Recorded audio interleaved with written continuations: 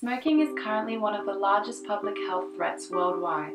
The tobacco endemic is believed to be the cause of 6 million deaths every year, with a large burden on low and middle income countries that account for 80% of smokers globally. Following the increasing distribution of e-cigarettes, this number will project to 8 million by 2030.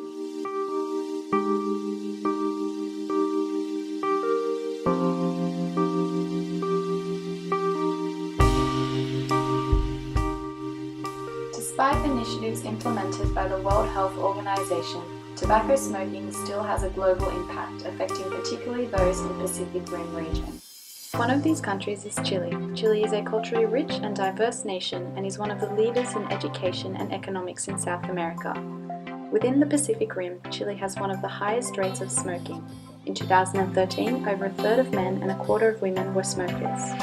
Hence, tobacco control in Chile holds promise for great impact considering its critical statistics and leading position in South America. The University of Chile works on several national initiatives. By setting up the tobacco control program at the university, we hope that it will act as an effective platform for national change.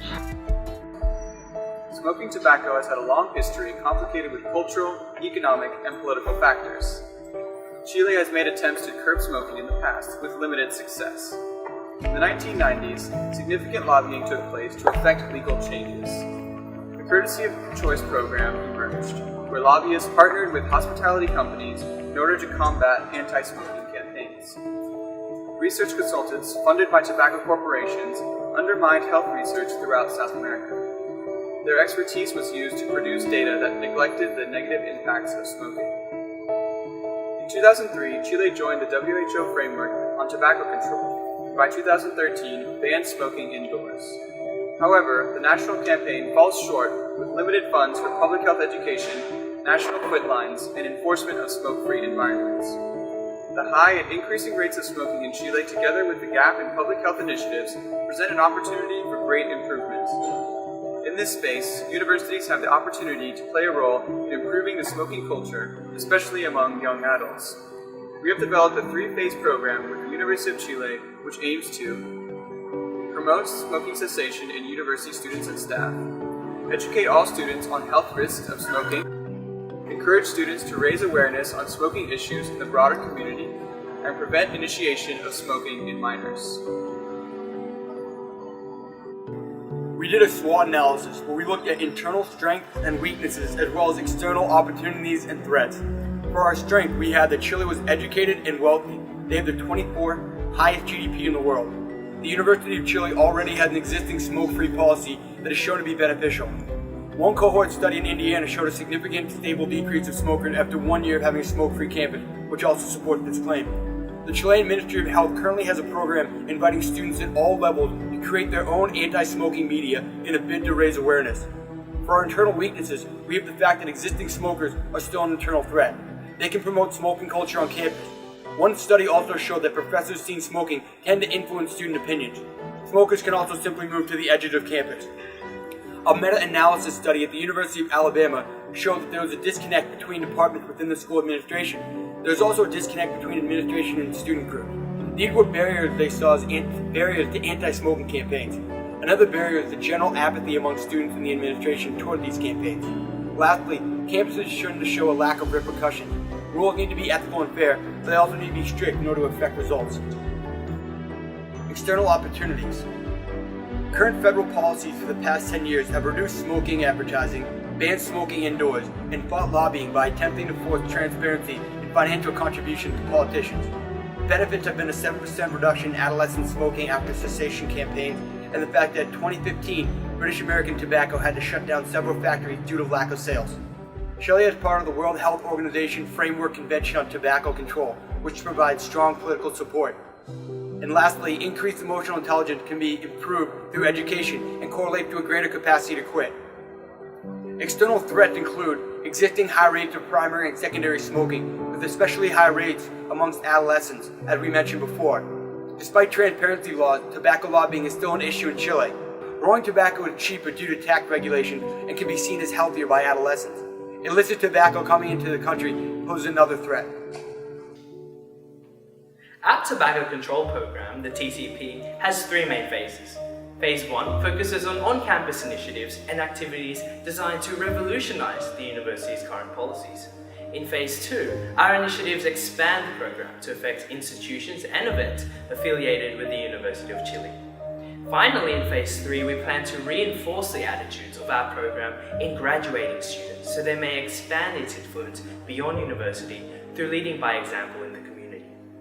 The TCP addresses issues with the current protocols which are inadequate in tobacco control. Specifically, unlike the current national campaign, we target at-risk young adolescent groups, encourage public health education, denormalize the smoking culture, and establish smoking cessation support. Our first priority is to update the university's smoking policy. Based on proven success in Australian universities, we will liaise with university authorities to make the following amendments. The prohibition of the sale of tobacco products on university grounds, including bars, sports venues and recreational sites on campus. The establishment of strategically designated outdoor smoking areas across the university's 5 campuses. Fines will be imposed on all non-compliant persons, including university staff, students and visitors. We will promote the awareness of this new policy both online and on campus. Our online social safety modules are an innovative and exciting approach to health education. These 6 modules explore important and relevant issues regarding tobacco smoking through an interactive and engaging e-learning platform. Using the university's learning management system, students and staff will read informative, evidence-based passages, study real-world scenarios, and watch emotive video clips, after which their knowledge will be assessed with multiple-choice questions. The successful completion of all modules will be a requirement for all staff and students. Phase 1 of these modules will be a pilot study for subsequent phases and will only involve incoming students and all staff. To encourage non-smoking behaviours in students, we will work with events organisers and societies and ensure that all university-run events are smoke-free, including the university's Orientation Week, Mechona Week. In line with our goal to encourage smoking cessation, we'll include tobacco consultation services in partnership with the WHO as part of the university's extensive health system. Current smokers can approach friendly tobacco specialists and will receive free nicotine replacement products on their first visit. A similar program adopted in the University of Michigan has already seen widespread success. In Phase 2, we aim to revive our existing initiatives and expand the TCP to the broader university community. We'll be focusing on tobacco control in high-risk smoking environments and targeting young adolescents while constantly modifying our program to our evaluation feedback. In particular, our online learning modules will be modified based on Phase 1 outcomes and will now be a required task for all students and staff. We also propose to run high school interventions through a smoking outreach program organised and run by university students. This is a contemporary learning system that builds upon current partnerships between the institutions to advocate for health education and denormalisation of smoking in the youth culture. Similar to the Philip Morris Life Skills Training Program run in California, USA, this intervention has 4 primary goals. For students to understand health risks associated with life decisions, development of decision-making skills, assessing the impact of peers, stereotypes and culture on individual health decisions, and practicing decision-making skills in a virtual environment through situational judgment workshops. This prevention effort involving affiliated high schools holds promise for the future of health, advocating for a tobacco-free generation. The University of Chile is the largest and highest ranked tertiary institution in the country. As the leading educational hub, it has been entrusted by the state to guide national impact initiatives and act as a platform for social change. In Phase 3, it's hoped that with the efforts of the university, campaigns can expand into the wider community. The online social safety modules will be modified for graduating students with a greater focus on health issues in the workforce and strategies and services available in the wider community, empowering students to lead by example in society. We'll be extending our smoking outreach program to include other high schools within Santiago area not currently affiliated with the university. A healthy lifestyle campaign will also run in Phase 3 to denormalise smoking in minors by promoting a general healthy lifestyle. This project aims to raise awareness on non-communicable diseases and educate healthy lifestyle choices in primary and secondary students by organising fun sports activities, sport carnival events, walkathons, and health and fitness talks by public figures. The budget for our program will involve these expenses over the 3 phases plus evaluation. Funds for Phase 1 will go towards developing our online social safety modules as well as for the infrastructure to support our non-smoking policy. Most of our Phase 2 expenses will go to our community outreach program, which we will grow during Phase 3.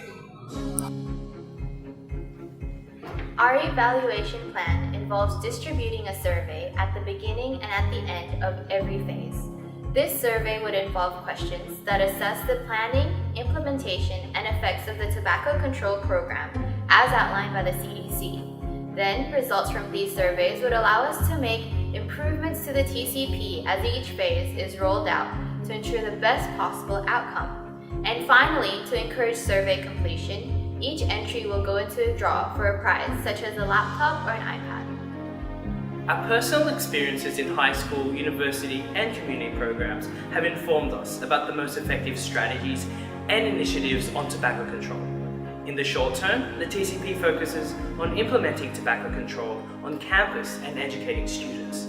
As this develops, the program will grow to incorporate other institutions, and students will advocate for change to influence the greater community. Ultimately, our multi-level approach holds promise for a tobacco-free future.